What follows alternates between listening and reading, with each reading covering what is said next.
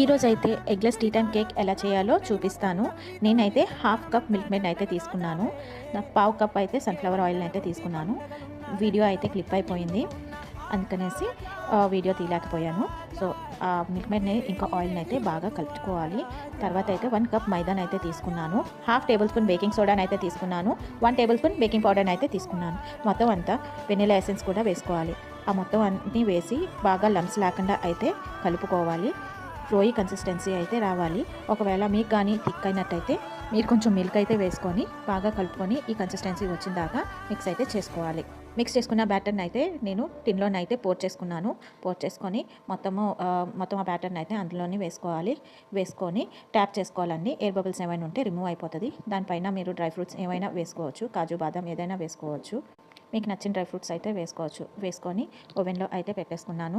నేనైతే బేక్ మోడ్లో అయితే పెట్టానండి. నాది ఓటీజీ కాబట్టి నేను బేక్ మోడ్లో పెట్టేసి 180 డిగ్రీ సెంటీగ్రేడ్ని అయితే పెట్టాను. పెట్టి ఓ 30 మినిట్స్ కానీ వెయిట్ చేస్తే ఓవెన్లో పెట్టుకుంటే టీ టైం కేక్ అయితే రెడీ అయిపోతుంది.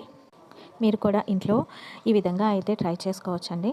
పిల్లల లంచ్ బాక్స్ కానీ పిల్లల స్నాక్స్ పెట్టడానికైతే ఈ కేక్ అయితే టీ టైం కేక్ అయితే యూజ్ అవుతుంది. చూసారు కదండి, ఇక్కడ నా కేక్ అయితే బ్రౌన్ కలర్ వచ్చేసింది. తర్వాత రూమ్ టెంపరేచర్ వచ్చిన తర్వాత నేనైతే ప్లేట్లో రిమూవ్ చేసుకున్నాను. మీరు ఒకవేళ ఓవెన్ నుంచి తీసేసి ఓవెన్లో టైం అయిపోతే వెంటనే తీసేయాలండి. ఓవెన్లో అయితే ఎట్టి పరిస్థితిలో కూడా ఉంచకూడదు.